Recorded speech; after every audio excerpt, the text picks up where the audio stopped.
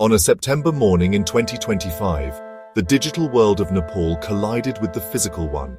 The government, led by Prime Minister KP Sharma Oli, banned 26 social media platforms like Facebook, Instagram, YouTube, and X, citing a failure to register under new laws and the need to curb misuse like fake news.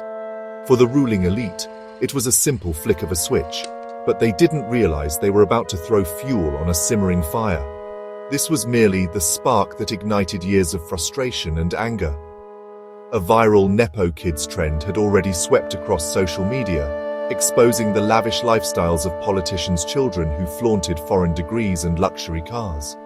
This blatant display of privilege stood in stark contrast to the daily struggles of ordinary citizens. Nepal's youth unemployment rate stood at 20%, and an estimated 2,000 young people were leaving the country every day to find work abroad. For them, it felt like the straw that broke the camel's back. The demonstrations escalated with frightening speed. The violence that followed was swift and brutal, and the capital, Kathmandu, became a testament to the fact that a storm had been brewing for years and finally broke. Police used live ammunition, leading to a death toll of at least 51 people, including protesters, police, and prisoners.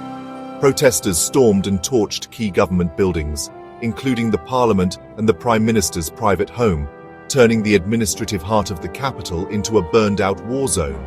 Faced with the collapse of law and order, Prime Minister Oli resigned on Tuesday, September 9th, citing extraordinary circumstances.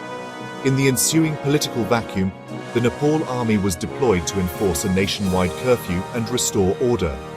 The constitutional deadlock persisted for days as the Gen-Z movement demanded the dissolution of parliament, a call initially resisted by traditional political parties. The impasse was broken only when Army Chief Ashok Raj Sigdal issued an ultimatum, warning that the military would be forced to declare a state of emergency if a political solution was not found. This decisive intervention forced a consensus, leading to the appointment of a new interim leader. The selection process that followed was unprecedented, bypassing the traditional power brokering of political parties.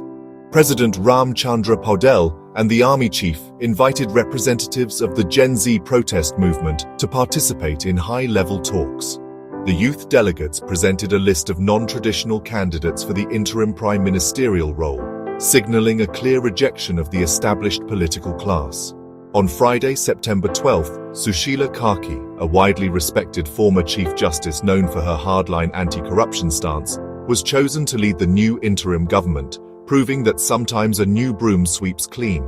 Her appointment made history as she became Nepal's first female prime minister. Karki's administration has a clear but challenging mandate: to restore law and order, dissolve parliament, and prepare for fresh elections by March 2026. However, the Gen-Z movement that installed her is now pressing for immediate anti-corruption inquiries and an investigation into the deaths that occurred during the unrest. This political vacuum has also created an opportunity for a regressive force: the pro-monarchy movement. Led by figures like former King Janendra Shah and the controversial activist Durga Prasai, this faction has seen growing support, arguing that the Democratic Republic has failed to deliver stability and has been plagued by corruption. The rising pro-monarchy movement adds a layer of complexity, representing a potential fourth force that could exploit the chaos, a classic case of old habits dying hard. The political landscape of Nepal is now a complex and volatile triad of power. The country is precariously balanced between a new generation of activists, an institutionally powerful military, and a traditional political class whose legitimacy has been severely undermined. The old guard has been sidelined but not eliminated. The Gen-Z movement has a new voice but lacks a clear path to long-term governance. And the army has emerged as a key guarantor of stability, a role it may be hesitant to relinquish. The path ahead is fraught with challenges. The new government must rebuild public trust while navigating security threats posed by thousands of escaped prisoners and the lingering chaos. It must also deliver on the anti-corruption mandate without destabilizing the political class. With fresh elections set for March 2026, the country's future is a crucial test of whether the popular will can be translated into a lasting political force capable of governing a deeply fractured nation. The outcome will determine whether Nepal moves toward a new, transparent democracy or succumbs to a deeper crisis that could empower authoritarian forces seeking a return to the monarchy. The dust has yet to settle, and the nation waits to see which way the wind will blow.